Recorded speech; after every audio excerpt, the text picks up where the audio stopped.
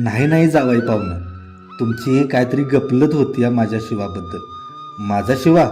छे छे, असं कधीच करणार नाही.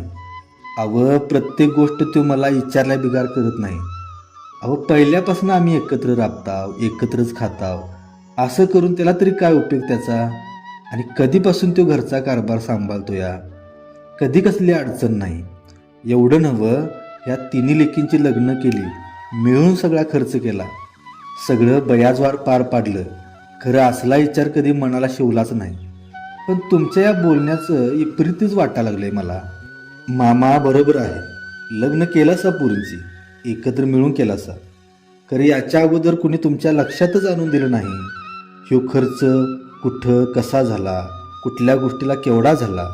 तुम्ही चालताय पुढं अडाणीपणानं, पण मागं काय काय गोष्टी घडत्यात तुमच्या ध्यानात कुठं येत्यात. तुम्ही पार पडलासा पोरींच्या जबाबदारीतनं. खरं आता त्याच्या पोरांची जबाबदारी आहे तुमच्या दोघांच्यावर. मग हायच की. ती पण माझीच पोरं, मी पण त्यांच्या भल्यासाठी राबणारच की. ते तर तुम्ही करणार जो मामा. एक तर त्यांनी आत्तापर्यंत स्वार्थ साधून तुमच्या माघारी माया जमवलेलीच आहे, आणि दुसरीकडं तुम्ही त्याला इथून पुढं सगळ्याला साथ देणारच हे ठरलेलंच आहे. पण ते असं का करल? का करल? अहो, तुमचा एक मुलगा, खरं त्यांना 2 मुलं आहेत. कुणीही आपला स्वार्थ बघणार शेवटी आपल्या मुलांसाठी. आपल्या मुलांचं शिक्षण लग्न होईपर्यंत तुम्हाला राबवून घेणार, आणि वेळ आली की बरोबर तुम्हाला उघडं पाडणार. अहो, तुम्हाला एक मुलगा आहे, पण त्यांची 2 आहेत. त्यांना काहीतरी स्वार्थ बघायला नको? बघा मामा, तुमच्या लक्षात येतंय का? जावयाच्या बोलण्यावर रामा काय बोलणार? त्याच्या सरळ मार्गी विचाराला आता चहूकडं फाटं फुटल्यासारखं व्हायलतं. रामाच्या मऊ मनाच्या मातीत जावयानं संशयाची आणि अविश्वासाची बीजं पेरलेली. आता पुढं काय आणि कसं उगतंय याचीच उत्सुकता त्याला लागली होती. रामाचा जावाई चांगला शिकलेला, सुशिक्षित, सरकारी नोकरी. कधी कधी अडाणी माणसं म्हणतात, शिकल्याली आणि भकल्याली ही म्हण या जावयाला तंतोतंत लागू पडणारी. लग्नानंतर काही महिन्यातच आपल्या आईवडिलांना वेगळं ठेवून त्यांची ओळख विसरणारी ही सुशिक्षित पण विकृत विचारांची जमात दुसऱ्यांच्या मनात कसली संस्कृती निर्माण करणार? स्वतःला सुशिक्षित म्हणवणाऱ्या आणि विभक्त कुटुंब पद्धतीचा उदो करणाऱ्या अशा गाढवांना एकत्र कुटुंब पद्धतीच्या गुळाची चव काय कळणार? गावाकडचा रामाशिवाचा साधा भोळा एकत्र नांदणारा संसार. पण इकडं शहरी वातावरणाचं लागीर लागलेल्या माणसांना त्यांची किंमत कशी कळणार? रामाच्या जावयाला पहिल्यापासूनच रामाशिवाच्या एकीबद्दल मनात डाचत होतं. त्यात मेहुणीच्या लग्नाची एवढ्या मोठ्या खर्चाची जबाबदारी मामानं आपल्यासारख्या सुशिक्षित माणसाच्या हातात द्यायची सोडून एका अडाणी माणसाच्या हातात विश्वासानं सोपवली. तेव्हापासून त्या जावयाच्या मनातील करंट्या विचारांना डिवचल्यासारखं झालतं. तेव्हापासून तो मनात सुडानं जळत होता. कधी एकदा दंश घ्यायचा याची तो वाटच बघत होता. त्या रात्री रामा या कुशीवरनं त्या कुशीवर उलतापालता व्हायलता, पण त्याला झोप काही पडत नव्हती. त्याची तळमळ व्हायलती. जावयानं त्याच्या मनात पेरलेलं विष सगळीकडे पसरालतं, पण रामाला आता ते सहन होईना झालतं. सांज वकूत होऊन अंधार पडायला आलता. दुपार ठावनं पावसाची चिकचिक थांबलेली. खरं पावळण्याच्या नाकातनं अजून थेंब थेंब पाणी टपकत होतं. शिवा आड भीतीला टेकून पातळांच्या लांब धड्या हातावर पिरगटून दोरी विणालता. दारात रामाचं पाय वाजलं. खरं शिवानं वर मान करून त्याच्याकडे बघितलं नाही. पण रामाच्या मागून विठोबा पाटील आत आले. त्यांच्या मागून आणि 10-12 जाणती माणसं होती. काय करायलाय शिवा? तसं शिवानं वर बघितलं. विठवांना या या की आत. लगबगीनं शिवा उठला. कणगीच्या कोपऱ्यात गुंडाळी केलेली चटई घेतली आणि लागलीच भुईला हातरली. या अण्णा, बसा बसा बसा बसा सगळीजण मंडळी. काय शिवा, काय चालू होतं तुझं? ते होय, कुठलं काय, जुनी फाटकी जुन्यार होती की हो, ठेवून तरी काय करायची? त्याच्या धडपा काढून दोरी नालतो. बसा हां, चहाला सांगतो. तसं रामानं मुद्दामच मोठ्यानं सांगितलं. चहाला ठेवलीस ना वा? होय, ठेवलंय आम्ही. आतनं आवाज आला. शिवाला जरा अवघडल्यासारखं झालं, पण पाटलांच्या नजरेतनं ते काही सुटलं नाही. शिवा, असू दे गे, तुझा काय आणि त्याचा काय, सगळे एकच. ये शिवा, इथं ये, माझ्याजवळ बस. बरं, कसं काय चाललंय तुझं? शिवा पाटलाच्या जवळ बसत शिवा बोलला, हाय, चाललंय म्हणायचं व्यवस्थित. पोरं काय म्हणतात, आहेत ना हुशार? आहेत आहेत. एक हाय 12वीला आणि एक हाय यंदा 10वीला. आहेत शाळेत हुशार. तवर रामा आतून चहा घेऊन आला. पहिला कप पाटलांच्या हातात दिला, पण पाटलांनी तो कप तसाच शिवा मोहर केला. घे शिवा, चहा घे. तसा शिवा लाजला. नग नग, अव तुम्ही घ्या, तुम्ही यायच्या अगोदर घेऊनच बसलेलो मी. अरे घे रे, मी माझ्या हातून देतोय ना मग, घे, लाजू नकोस. शिवाची सगळी पंचायतच झाली. एकतर दादानं आणलेला चहा, पहिला कप पाटलांच्या हातात आणि पाटलाने आपल्या हातातला कप आपल्यासमोर केलेला. बरं, त्यांची इच्छा तरी कशी मोडायची? कसं तरी भय नाही करत शिवानं तो चहाचा कप हातात घेतला. रामानं दुसरा चहाचा कप आणून पाटलासनी दिला. बोला रामा, तुला काय बोलायचं आहे ते बोल. पाटील, बास झाला आता, मला सगळ्याची वाटणी पाहिजे. माझं मला तेजं त्याला आणि इथनं पुढं तेजं त्यानं बघायचं.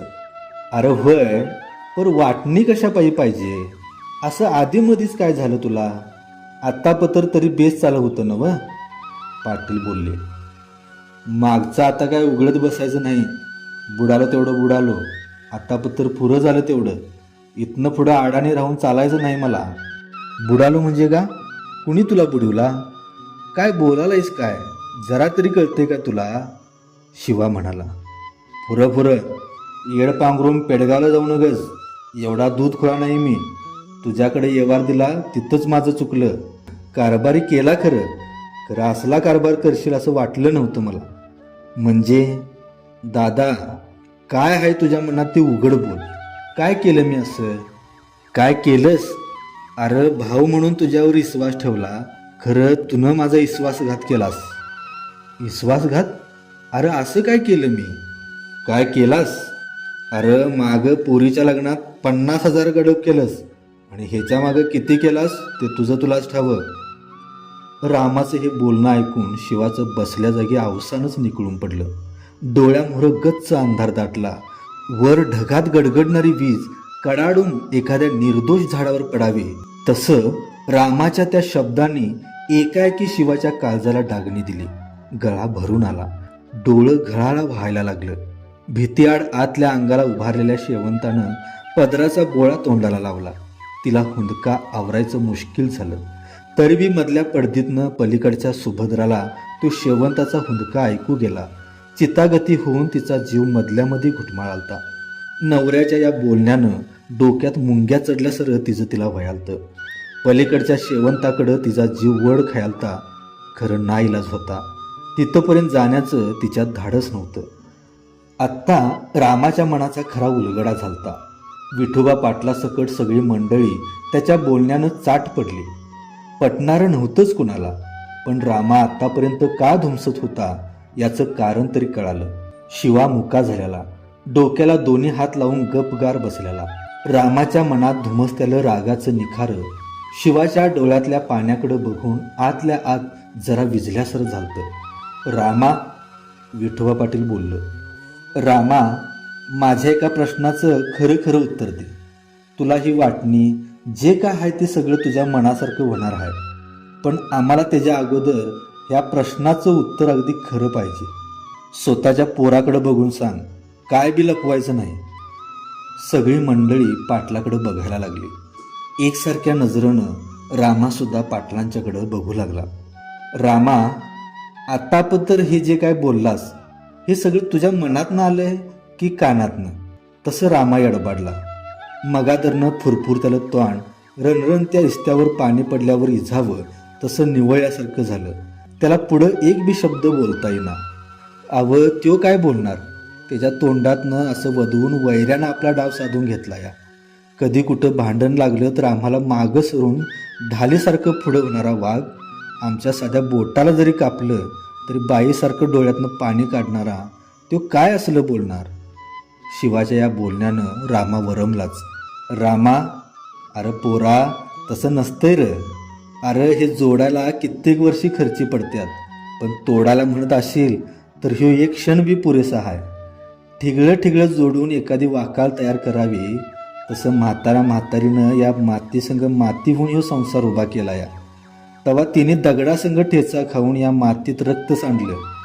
ऊन वारा पाऊस अंगावर झेलून चंदनासारखी झीज खाली. तेव्हा कुठे हे सुखाचं दिस तुम्ही आज बघतायसा. अरे मरपत्र म्हातारी म्हणायची, देवानं माझ्या पोटाला रामा लक्ष्मणागत जोडी घातली या. त्याच्याकडं आणि दुसरं काय मागू. ही जोडी इथनं बी पुढं त्यांच्या जलंबर अशीच राहू दे, दुसरं काय बी नग देवा.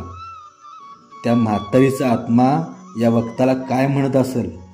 रामा, हसत्या खेळत्या घराला बट्टा लावायचं हे काम आहे. अरे कोणी बी उठल आणि आपलं कान फुकल. होणारी जखम वरनं लोकासनी दिसतीया, पर आतली कळ आपल्याला सोसायला लागतीया. रामा, ह्याच्या मागं 2 पोरींची मिळून लग्न केलं सा, तेव्हा तुला काय बी वाटलं नाही. आणि आता या पोरीच्या लग्नानंतरच कसा रे तुला संशय आला शिवाचा. आणि आम्ही आता असं उलटं म्हटलं तर, आता तुझ्या 3 बी पोरींची लग्न झाली. आता शिवाची पोरं जाणती झाल्यात. त्यांचं आता शिक्षण लग्न या जबाबदारीतनं तू आपलं अंग काढून घ्यायला लागलायस, असं कशावरनं नसेल र. नाही पाटील, तसं काय बी माझ्या मनात नाही, रामा म्हणाला. अरे दादा, असा चोरीचा आळ घेण्यापरीस सकाळीच त्या खुरप्यानं माझी खांडोळी केला असतास तर हे असलं ऐकायची बी पाळी मला आली नसती. तुला वाटतं ना व मी चोरी केली. पाटील, करा वाटणी सगळ्याची, आणि काय येईल ते माझ्या वाटणीचं द्या तिला सगळं. करा तिची नुकसान भरपाई. अव पाटील, तुमच्यासारख्याच्यात मोलमजुरी करून दिवस काढतो, पण असला डाग कपाळावर घेऊन जगायचं नाही मला. अरे स्वतःच्या पोरी म्हणतोस त्या माझ्या कोण र. आज काळजाला हात घातलास दादा. जीव घेतला असतास तरी बी काय वाटलं नसतं, पण ह्या काळजाच्या तुकड्यांची बी आज तू वाटणी केलीस. शिवाचं ते बोलणं ऐकून रामा उभ्या अंगानं शहारला. दुरावलेल्या हृदयाला बऱ्याच दिवसांनी आज त्या शिवाच्या शब्दांनी हात घातला. मातीच्या ढेकळागत त्याचं मन इरघालं. तडक रामानं शिवाच्या दिशेनं मुसंडी मारली. पाटील, मी चुकलो. गळ्यातल्या हुंदक्याबरोबर शब्द बाहेर पडलं आणि शिवाला झापड घालून रामानं त्याला आपल्या मिठीत घेतलं. शिवा, चुकलो रे. अरे चुकलो मी वाद्या. दोघांचं बी हुर्द भरून आलं. सगळी मंडळी गलबलून गेली. विठोबा पाटलाला गळक्या डोळ्यांची सूद राहिली नाही. सुभद्रानं परड्या अंगानं जाऊन शेवंताला जवळ घेतलं. स्वतःच्या पदरानं तिचं डोळं पुसत तिला छातीशी गच्च धरलं. जावा जावा एकमेकींच्या मिठीत आसवं गाळू लागल्या. सुभद्रा तिच्या डोक्यावरनं हात फिरवत शेवटी तिला गप करायला लागली. पाटील, मी चुकलो.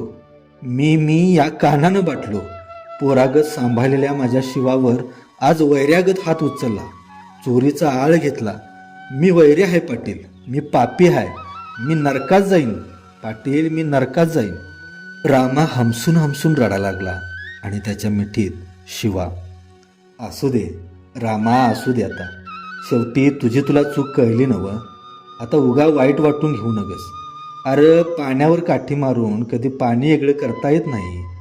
जमीन जुमल्याची, घरादाराची, गुराढोरांची वाटणी करणं लई सोपं असतं या. पर ताटातूट होऊ नये म्हणून आईला दिलेल्या वचनाची कशी वाटणी करायची. एकमेकांच्या संगतीनं कष्ट करून ह्यो संसार उभा केला असा, त्या कष्टाची वाटणी करता येईल व्हय रे. एकमेकाच्या आधारानं आयुष्य जगत एकमेकांची काळजी घेणाऱ्या त्या प्रेमाची कशी करायची रे वाटणी. आणि स्वतःच्याच काळजाच्या तुकड्याची, जीवाला जीव देणाऱ्या जीवाभावासारख्या राम लक्ष्मणाची सांग कशी करता येईल रे वाटणी. पाटील, नग मला वाटणी. रामानं जीवाच्या आकांतानं टाहो फोडला आणि मिठीत घेतलेल्या शिवाच्या मस्तकावर त्यानं पश्चातापाच्या अश्रूंचा अभिषेक घातला. तर मंडळी, आपल्याला ही कथा कशी वाटली, आपली प्रतिक्रिया खालील कमेंट बॉक्समध्ये जरूर कळवा. आणि अशाच अस्सल ग्रामीण कथा ऐकण्यासाठी कथामय चॅनेलला सबस्क्राईब करायला विसरू नका. धन्यवाद.